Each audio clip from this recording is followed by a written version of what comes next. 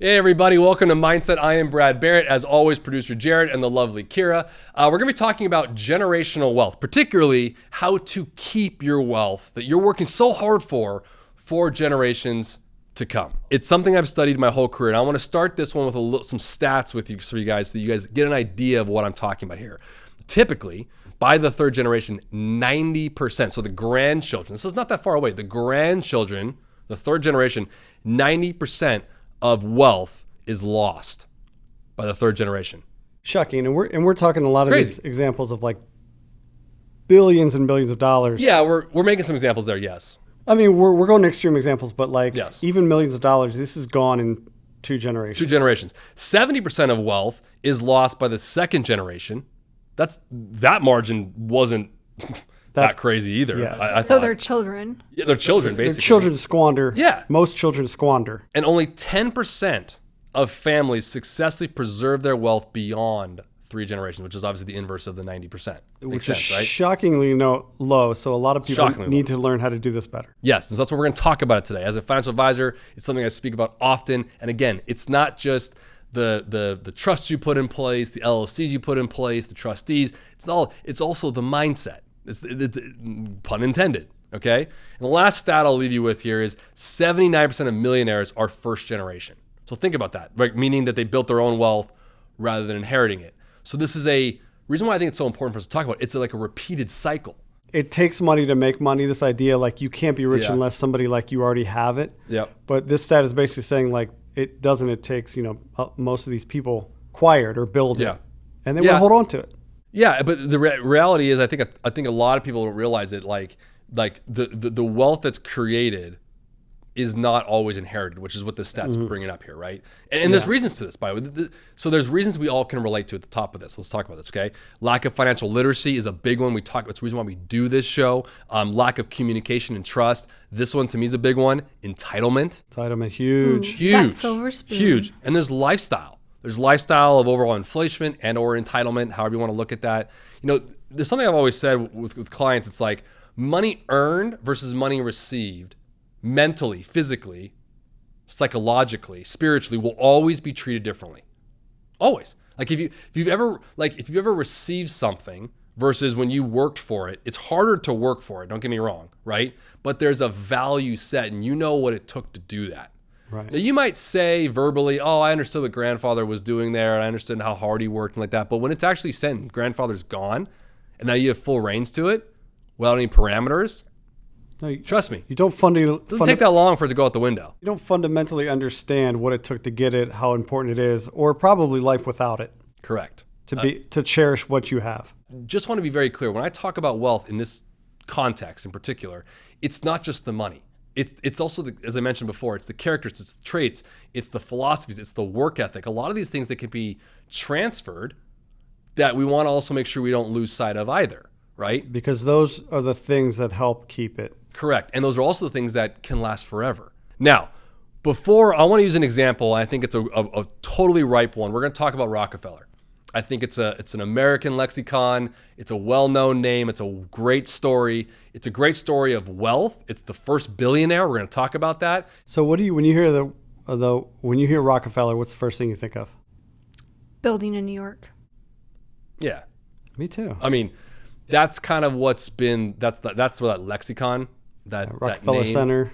As I mentioned, he's the first billionaire. John D. Rockefeller, who we're talking about, is the first billionaire, right? His wealth was about 1.5% of the U.S. economy, which right now is about 450 billion today. Well, let's give that context of when this was. Yes. We haven't given dates yet.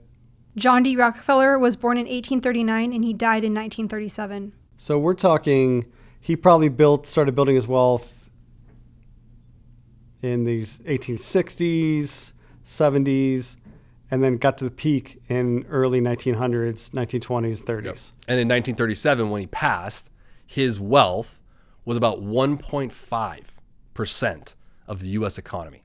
Think about that. Now, in context to today's dollars from 1937, that's about 450 billion. And that has never been achieved before until recently, in fact, which is ironic that we're talking about this today because Elon Musk comes to mind, right? And that's the same equivalent, but it hadn't been reached until now. So now, if you don't know the story about John D. Rockefeller, it's important to kind of get some context here. He co-created and owned Standard Oil. He strategically at that time, he was a master at buying out competitors, eliminating all the marketplace inefficiencies, all the things that we study in economics. He was kind of like the fatherhood of that from a real, not an economics guy, but like from a real world, like capitalist kind of guy. He actually controlled nearly all of the oil refineries in Cleveland by 1872. So in the 70s. I mean, he's what, 40 years old at that point? At one point, he owned or controlled 90% of the oil production in the U.S. Yep, Yes. by 1878, 6 years later. Like, that is a massive power. Yep. His wealth and business practices, especially around, he also did other things at the time doing oil, which was, railroads and all of his debates around those kind of themes. He allowed him just to be kind of this massive guy. Now, at the same time, what I studied in economics, he was also the biggest antitrust guy as well, right? Because the Supreme Court actually ordered that Standard Oil dissolve because it was violating antitrust laws. He basically was so good at buying out competitors and making them not feel like they can compete. They had to sell to him. It became a monopoly. He was the poster child for that. I mean, This is how wealthy this guy was. You're a baller when the government's like, we need to step in and create some laws and like settle you down because you're so dominant. You're a One G at that person. point. Yeah. I mean, that's pretty crazy. Hugely. The idea here was he basically converted his holdings. He also diversified into real estate, banking, bunch of other ventures, basically solidifying his family's fortune for the future. He created the University of Chicago, the Rockefeller University. I mean, he's done a whole bunch of things here. He's kind of like the great story child of the wealth generation. Yes. Okay. And to his credit, I read that he gave away in his lifetime $500 million.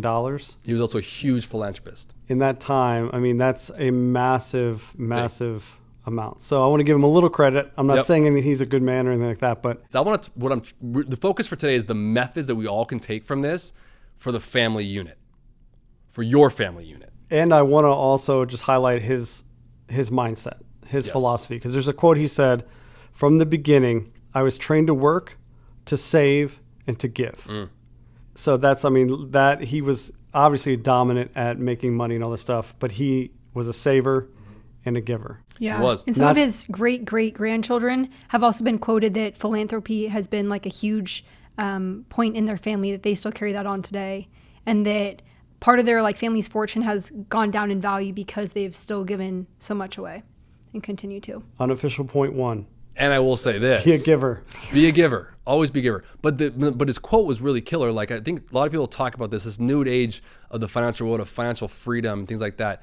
It's biblical to work. It's good to work. Now, I'm not saying you have to work for someone who's not treating you right or things like that, but the old saying is, right, the idle mind is the devil's playground, right? We're designed to work. We're designed to work. We are. We're designed to be, let me just say it this way.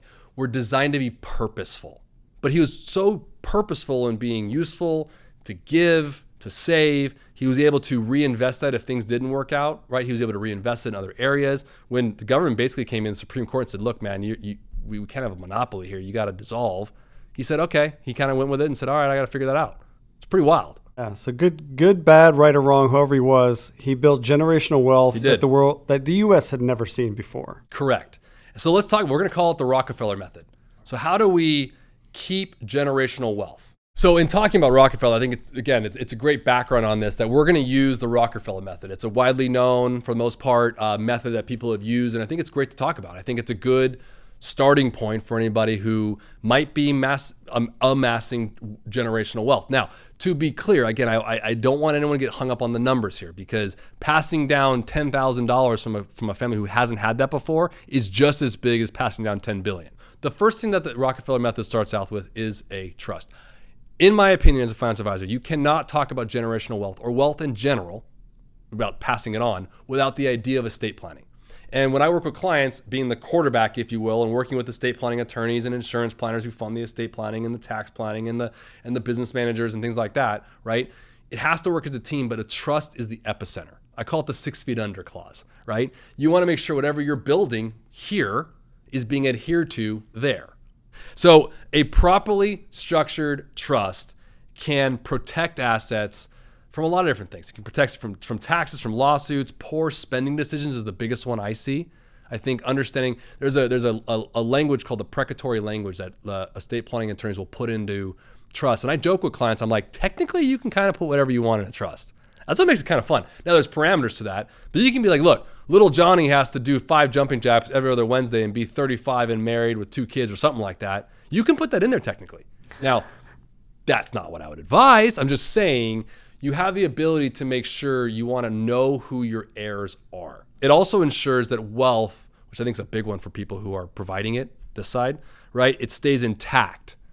That's the biggest thing with a trust, and it can then benefit multiple generations. And I'll ask this because I'm not sure. I know trust is great, and you can do a lot of things with a trust and be like, okay, we can trickle out money over years to people, whatever. Yep. You can do a lot. But when you put that in a trust, can you set that trust up so it is making money? So a trust that is, I don't know what you want to call it. There's a brokerage account associated with that trust that it's managed and growing. Yes. The trust is the titling of the account.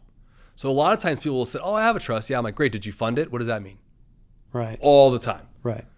If you get married for the first time, say, I set up a trust. I feel like I did it right. I spent $500. I'm like, $500. This isn't a will. This isn't a will. It's different, right? Setting up a trust is basically saying, I want my assets that don't pass by contract. What does that mean? Things that don't pass by contract are things like your house, savings accounts, your watch you want to give, tangible assets, right? There's no specific and dedicated beneficiary. For example, IRAs, life insurance contracts, 401ks, retirement plans, those all have stated beneficiaries on them. All right. So those by law in the United States have to go to the person it's dedicated to. Things that don't, the open assets that we call them, right, should be in a trust. Businesses, houses, assets, buildings, companies you might own, think all those kind of things, right? That's where the trust comes in to kind of keep those in place. Now, once you have a family trust, for example, you can then say, hey, I also have a broker. So I have all these things, right? Let's say you are a billionaire and you're setting up all these things. Okay, great, right? But I also have some investments over here. Well, you don't want those sitting naked, as we say. We want those to be in the trust, the titling of the trust, right? That's kind of the first step to the Rockefeller method, which is a trust.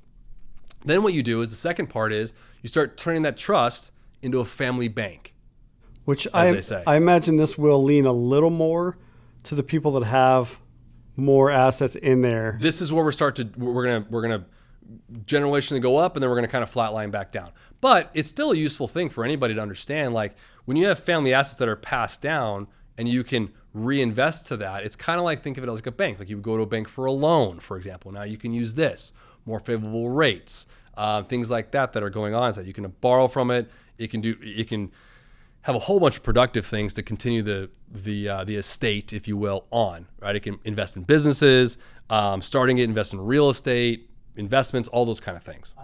Now, before I go further on the Rockefeller method, there's a third point to this that I'm going to kind of just briefly mention, but it's called the cash flow banking side of things. That's specifically a function of inside the trust using specific life insurance policies to fund certain endeavors, whether it's investing or tax advantages, things like that.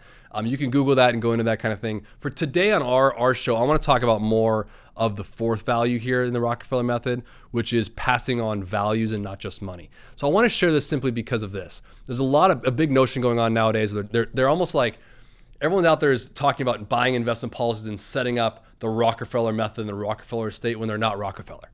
And I do feel like there's a problem with that. So I want to take more of the mind, less the actions, right?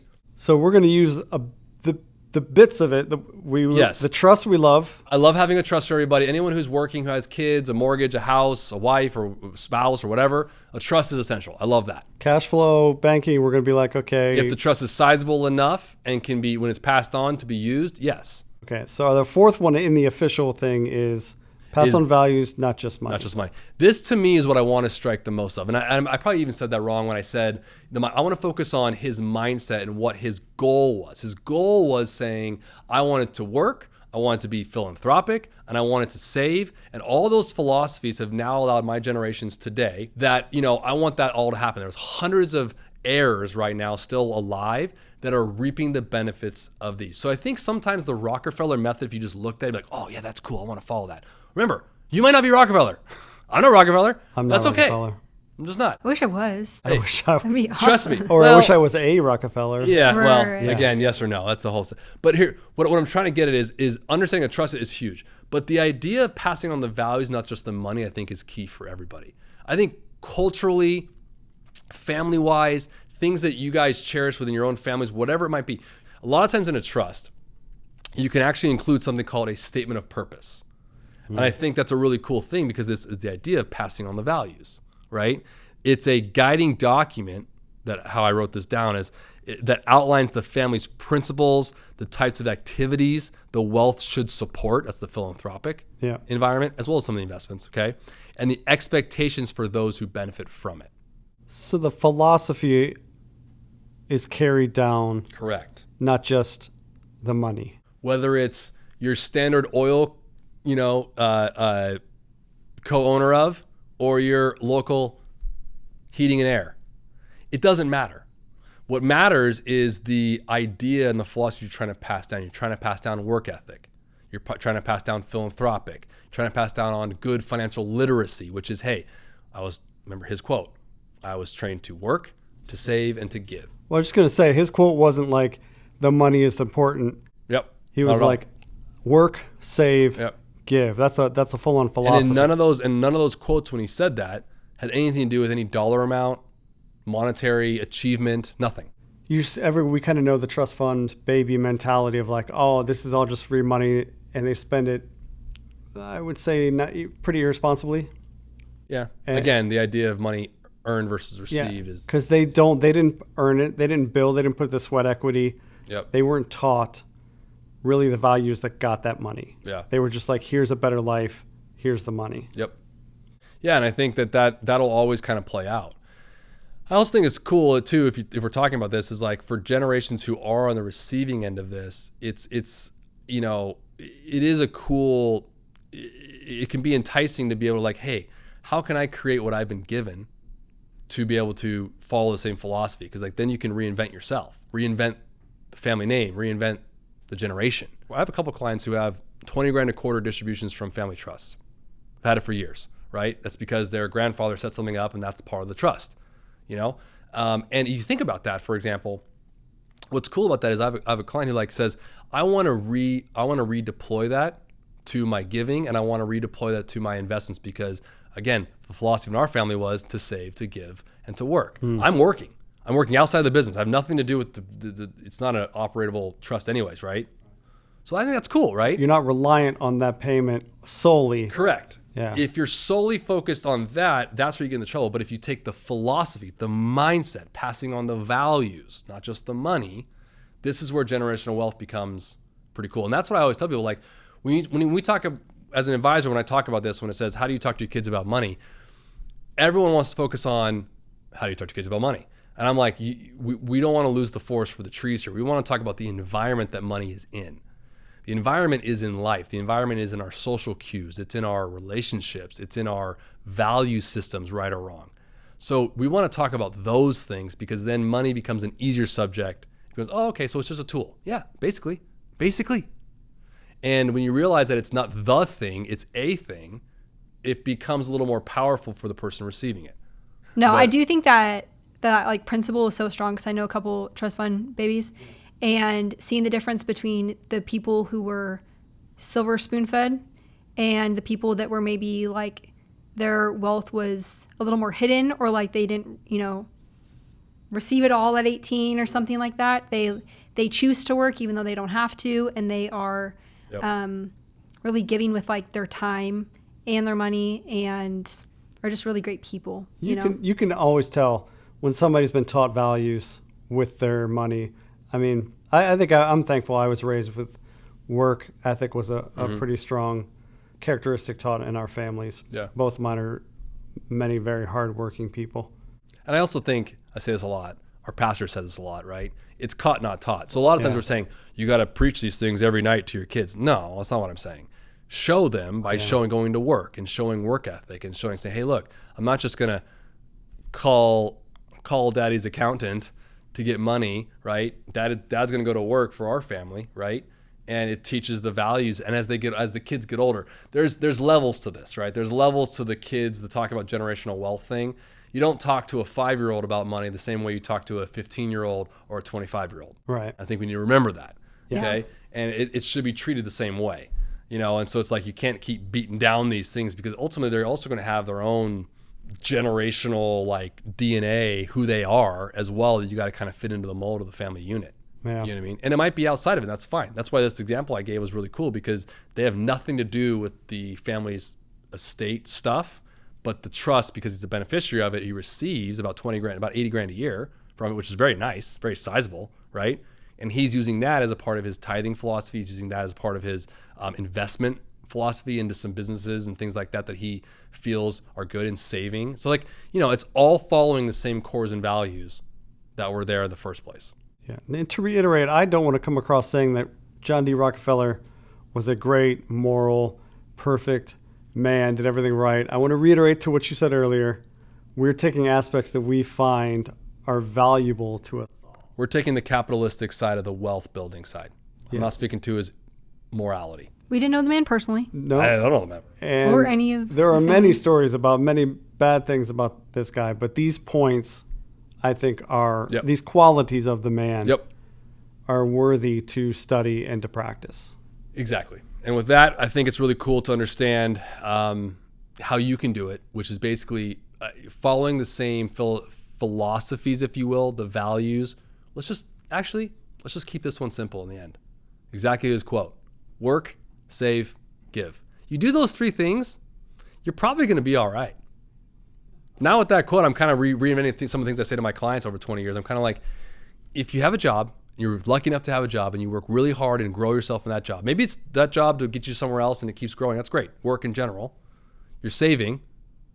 You're minding what's coming in and what's going out. You're being fiscally responsible with financial literacy and continue watching a show like ours or reading books and meeting with advisors, right? And you're also giving back. You're going to have a good life. I'd be hard for me to find someone who's not doing those 3 things with purpose. Agree. That's going to be unsuccessful in whatever method or metric you'd want to use that would define that. Well, with that, guys, thank you guys for joining us today. Hope that was a good one. We have more to come. Thank you for all of our subscribers. If you're new to our channel, we come up with weekly episodes. We got some fun stuff coming up. And if you are new, click that subscribe button. We'd love to have you each and every week. Thank you for all your time. And with that, we'll see you next week. If you lead with love, it's going to be all right, friends. See you guys.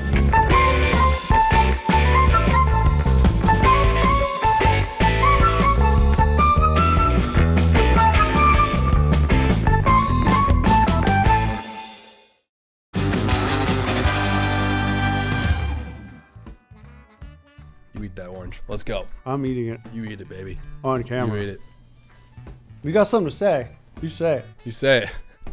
When you peel oranges and there's that weird Yeah, it's on my fingers. yeah. That's all I can think about right now is your thumbs being that Is it weird grossing texture. you out? Yes.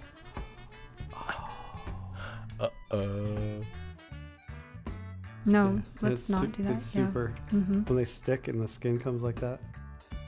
Does that really gross you out? Yeah.